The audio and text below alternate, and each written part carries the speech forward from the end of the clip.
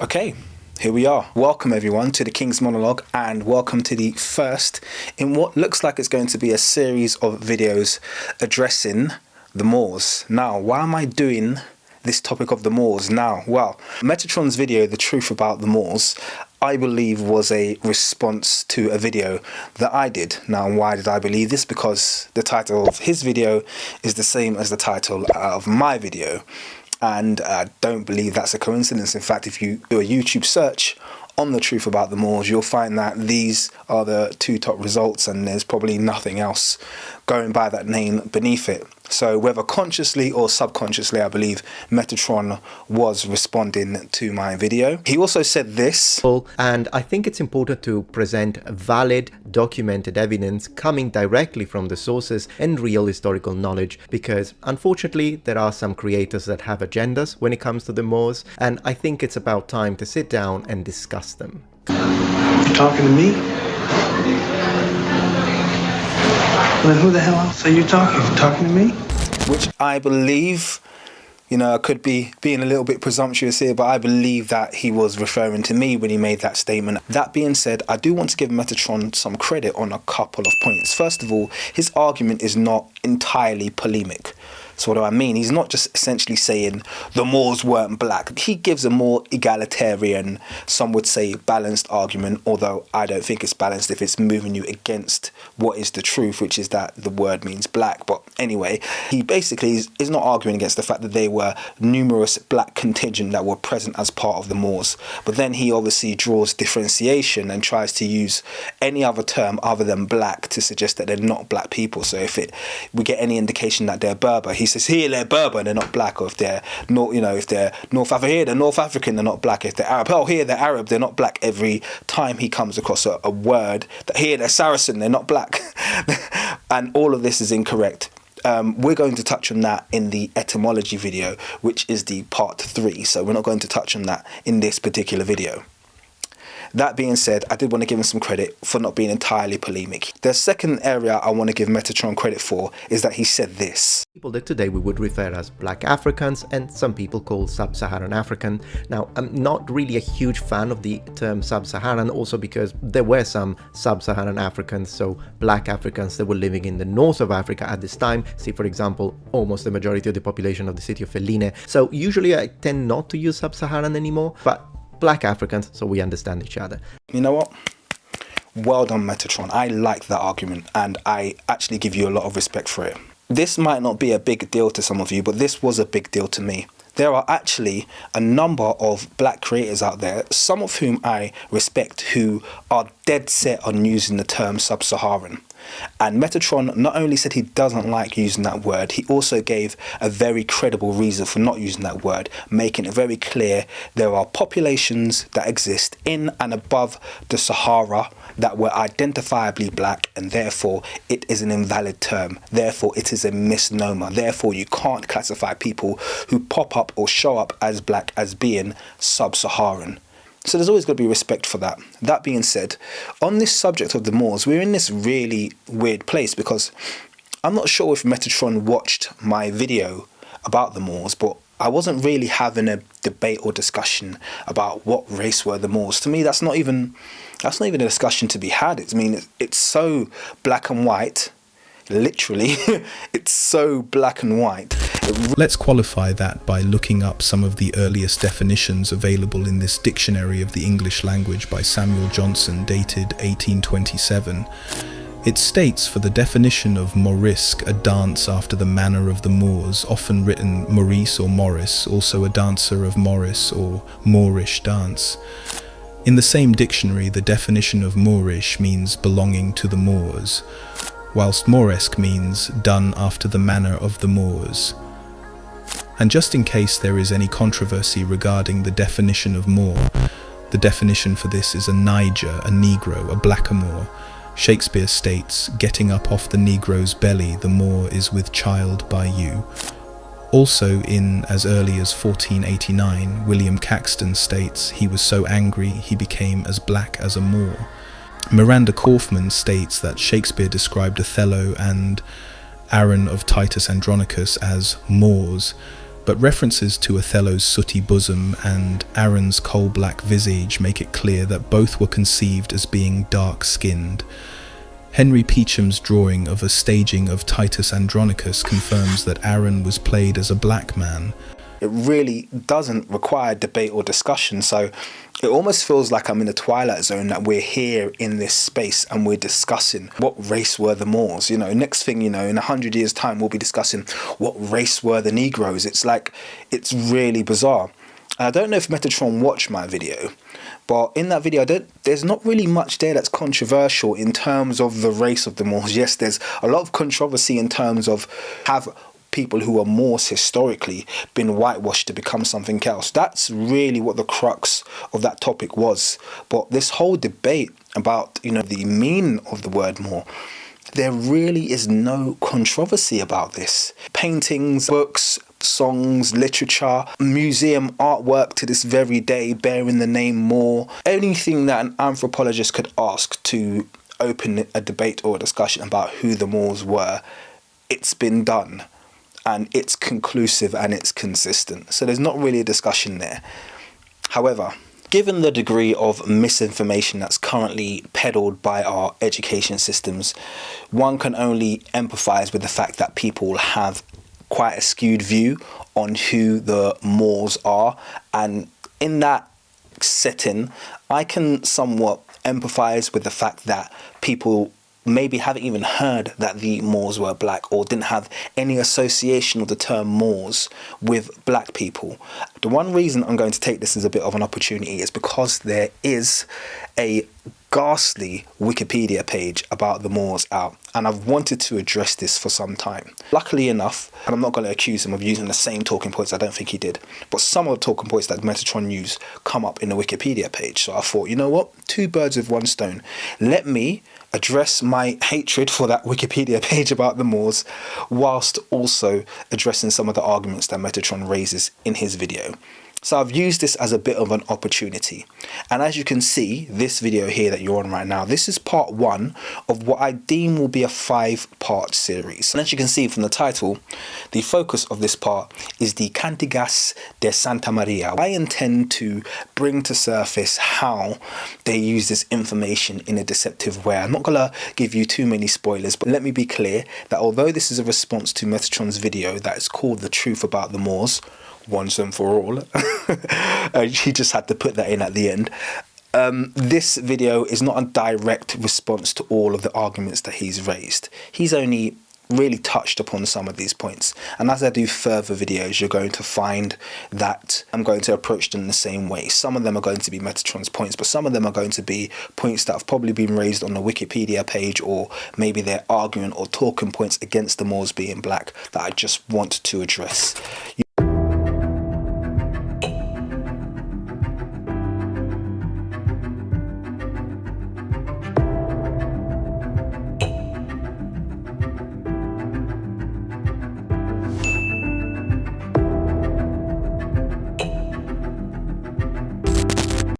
When it comes to the Moors, a tactic that is either deliberately or mistakenly employed by some content creators and other historical revisionists, such as the contributors who drafted the ghastly Wikipedia page, is to attempt to conflate the word Moor with the religion of Islam.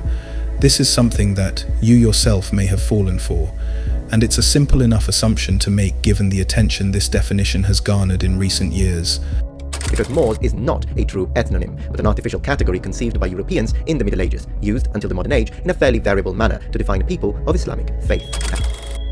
Were the majority of Moors Muslim? Well, this had most certainly become the case by the time of the invasion of Iberia by North African forces. But does that make every Muslim depicted in the region of southern Europe, in the medieval era, by default, a Moor? Well, to answer that question, consider that during the same time period a vast majority of Visigoths were Christian, but does that mean every Christian depicted in Iberia and North Africa is a Visigoth? Well, by this video I am going to prove that both assumptions are demonstrably false. This may seem like elementary logic, but to the detractors of the hypothesis that Moors were, like their name suggested, a phenotypically black African people, The reliance on this crude idea that the terms Moor and Muslim were synonymous and interchangeable is paramount to the success of their flimsy claims. However, this revision of history is a modern fallacy, fabricated by lazy scholarship and a desire to racially appropriate achievements away from Africa. It is founded almost entirely on modern conjecture with little or no contemporaneous evidence to support it, and we will prove this easily using contemporaneous sources. This false and fabricated notion that Moor equals any and all Muslims is then used to assert the myth that every vaguely Islamic figure depicted in medieval literature, art and manuscripts can, by extension, be declared a Moor.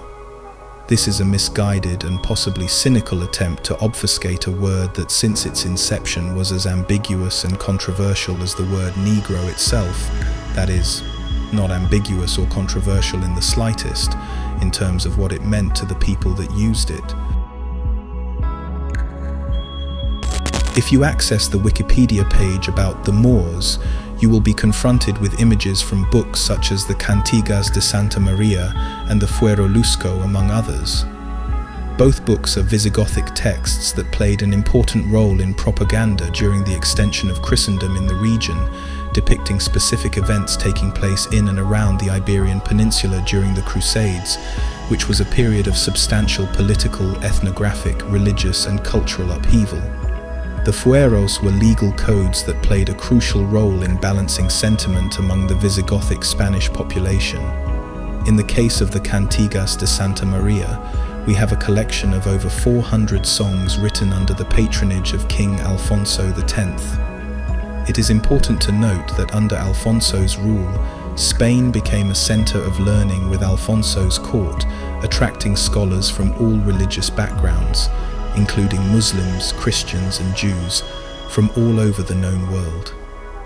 This point is very relevant to what we see depicted in the Cantigas. The depth of diversity within this multicultural hub under the rulership of Alfonso X was best reflected in the Book of Games, Dice and Tables, the Libro de los Juegos, a book from the same period, commissioned by the same ruler. It demonstrated the diverse, multicultural and intellectual nature of Alfonso's famed courts. Let's start with this image, which is front and center of the Wikipedia page, with the caption confidently stating, "Castilian ambassadors attempting to convince Moorish Almohad, King Abu Hafs Umar al-Murtada, to join their alliance." It sounds conclusive enough, that is, until you examine the source material and realize that this caption is a bold-faced lie. The Cantigas de Santa Maria, in its entirety, never directly references King Abu Hafs Umar al-Murtada, by picture or by song. Do remember it's a songbook. That may be why this image is not showing any original caption, because this description is a deceitful fabrication. The image likely depicts one of the numerous scholars and nobles from Visigothic or Levantine Islamic families who were commonly hosted by Alfonso X. Either way, these aren't identifiable as Moors, and that character is certainly not identifiable as King Abu Hafs Umar al-Murtada. But that isn't all. In fact, we're just beginning. Okay, so if you've got this far into my video, I'm going to take a guess that you're finding it somewhat informative, somewhat valuable, somewhat entertaining. Thank you very much. Make sure you're subscribed. Make sure you hit the like button so that this video gets circulation. And if you are, then I would welcome you to join my patrons. If you would like your name to appear alongside my contributors and my production crew, both of those tiers are available in my Patreon. So if you want to become one of the people that I give credit to on my production team, then please feel free to sign up, and it will go a long way. So really, that's all I wanted to say on that. Back to the scheduled programming. The second image that the authors of the Wikipedia page captioned "Christian and Moor playing chess" is taken from the previously mentioned Libro de los Juegos. And, true to form, the caption is a significant fabrication. Captions in the Libro de los Juegos are generally brief, and the truest translation says something as straightforward as two men playing chess or chess players. The emphasis is on illustrating the game, not on defining the player's cultural or religious identities. Everything else is just projection. Consider when this art was commissioned with the purpose of doing what it likely does now. That is, imbuing a sense of the respect shared amongst intellectuals that clearly transcended religion. The irony that this artwork is now being exploited and twisted to promote a false racial ideology is quite telling. With that said, let's continue. Next we have this image that is bizarrely titled A Depiction of the Moors in Iberia. Now thankfully, the original image does have a caption, which, like the rest of the Cantigas de Santa Maria, was written in Galician Portuguese. Although translations can be difficult, the original caption roughly translates to, "And the King of Granada left in honor with the cavalry." Now, to be clear, the King of Granada was the Nasrid ruler Muhammad I, and he was likely a Moor. However, he was well known, like other Iberian rulers, to employ a mixed infantry. He had a very large disposal of Christian soldiers at his employ. However, given the peace brokered between the Nasrid dynasty and Alfonso X, he never faced the Castilian ruler in battle, and that is exactly what is being depicted here and reported in the Song of the Cantiga.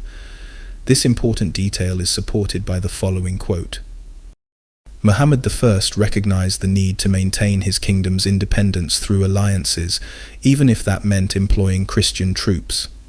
In return for his vassalage, he occasionally provided military assistance to Castile, and in exchange, he sometimes received Christian support, including soldiers for his campaigns. Harvey, L.P. Islamic Spain, 1250 to 1500, page 33. This quote highlights the practical and strategic nature of Muhammad I's use of Christian troops and, more importantly, non-Moors. Once again, refuting the false claim that this is a depiction of the Moors in Iberia. It's much more likely a depiction of the Christian troops he was loaned. To be clear, no single mention of Moors or these troops being Moorish has been made. Shall we continue? Let's. Next, this image of Al-Mansur's army taken from the Cantigas was drawn nearly 300 years after the depicted conflict took place. However, and more importantly, his army was not made up solely of Moors. In fact, what made his army so formidable was a broad alliance of troops and support that he had accumulated into an enviable force. This is unquestionably demonstrated in the following quote. Al-Mansur's forces were a highly diverse army, composed of Andalusians, Berbers, and Christian mercenaries, alongside Slavic slaves and professional soldiers. This diversity allowed him to project power across the peninsula and execute his devastating campaigns. Kennedy, Hugh, Muslim Spain and Portugal, A Political History of Al-Andalus, page 184. This quote highlights the vast ethnographic groupings that made up his formidable military force, including the notable Slavic slave element, which, I might add, are the only slave troops mentioned. Certain contingents of professional troops would have been black, but then the rest of the black individuals that we find fighting for the Moors, with the Moors, as Moors, by the way they are indicated in medieval European Christian sources, would be slave combatants.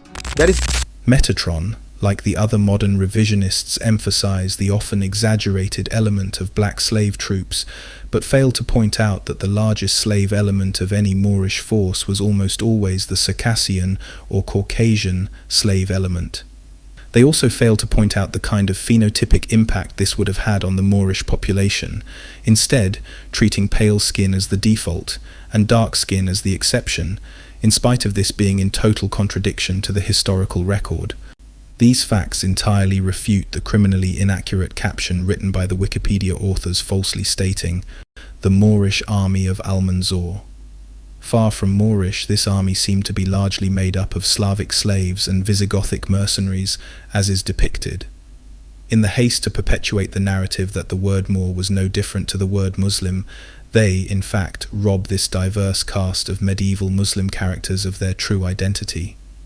This is something they may regret in years to come. They do this, totally disregarding the diversity of characters in and around Moorish Iberia, particularly during the Crusades. This diversity included many images of Visigothic Spaniards converted to Islam, alongside Turkic, European and Circassian slave soldiers. To declare the presence of these non-blacks as proof of the ethnicity of the Moors is comparable to suggesting that the presence of non-black revelers at rap and jazz concerts proves that Negroes can be of any race. It is total conflation and an exercise of fuzzy logic. Now that we've explored the false identification of various Muslim personalities as being Moors, when they clearly are anything but, let us now explore the presence of actual Moors named within the Cantigas de Santa Maria and manuscripts from a similar time period. Critically, this analysis of the manuscripts will simultaneously correct the misinformation regarding the term as being interchangeable with the word Muslim, since you will see the Moors are something much more simple than what is being claimed. In this first image, we see a visibly dark-skinned man with an African phenotype at the feet of the Virgin Mary, and unlike the vague examples falsified by Wikipedia, the caption is clear and without ambiguity. The caption reads, "How the Moor fled to a safe place," likely capturing the general essence of plight and danger faced by the Moors in the increasingly Visigothic Christian regions of Iberia. The depicted man, who happens to be black, is a Moor. Let's review another image from the Cantiga de Santa Maria. In this image, we see a party of visibly dark-skinned people of African phenotype, seemingly holding musical instruments, approaching a church. And for clarity, the caption reads, "How the Moors tried to in the church." Even without an exact translation, we have more than enough data to infer that these dark-skinned, phenotypically black people are once again clearly being defined as the Moors, and without ambiguity. Another image from the Cantigas de Santa Maria appears to show a dark-skinned man, once again of African phenotype. He seems to yield himself before men of the clergy, and once again the caption reads, "How the Moor told his lord he would be taken captive." Once again, we are able to squarely identify the man in the image, a phenotypically black man, as a Moor. So not only do we have a clear understanding on all of these images that black people are opaquely defined as Moors, but, perhaps more interestingly, they are, in this case, objectively not Muslims, but Christians. Surely this proves that the word Moor was not restricted to Islam. Moreover, if Moors was a way to describe any Muslim, as asserted by Metatron, then why was it seemingly reserved for black people, and seemingly not restricted to those of the Islamic faith, but seemingly any faith? This definition of Moor is broadly consistent with the early modern era definition of the word, found in 17th to 19th century dictionaries that plainly define a Moor as a Negro. Not surprisingly, this definition agrees with the ancient definition of the word Moorus, which, in consistency with this definition, also means black. In addition to this, we have numerous depictions, contemporaneous to the events of the Cantigas de Santa Maria, of people defined as Moors appearing across Europe, and often they are patronized as Christians, with no reference to Islam. The difficulty this presents to detractors is now they have to present a cogent argument proving the word spontaneously took on a different meaning during bursts in the Middle Ages, before inevitably returning to its original definition. This proposition is utterly ridiculous. In reality, the definition of the word has never changed. It seems everywhere we are faced with obscurity and ambiguity in the case of Eurocentric claims, the simple and clear truth of the black Africanity of the Moors is reaffirmed. Even the very sources chosen by the dissenters defy their faux logic. One can only imagine that they hope and assume that their false claims will not be reviewed with rigor. However, just like their arguments made against Black Egypt, their attempts to democratize the achievements of phenotypically black people to others fails to yield any solid evidence. In closing of this chapter, it's important to note the Cantigas de Santa Maria, at its core, is a songbook. It was never designed to be an accurate historical resource or a tool of recourse for anthropologists. Songs of yesteryear, like songs of today, utilize hyperbole and artistic interpretation. They are not subject to the kinds of rigor and objectivity one would expect to see in a royal portrait or a book of histories, or the annals of a ruling class. Yet, as you can see, this single book has become somewhat of a go-to for denialists of the black Africanity of the Moors. What's even more interesting is, as questionable as a resource as it is, as I've demonstrated, when examined without bias, its contents must still be sorely disappointing, as they do not serve their lies at all. In summation, the Moors were phenotypically dark-skinned people who, if they were alive today, would be classified as black. Be sure to tune in for part 2, where we will be exploring the Moors in historical portraiture.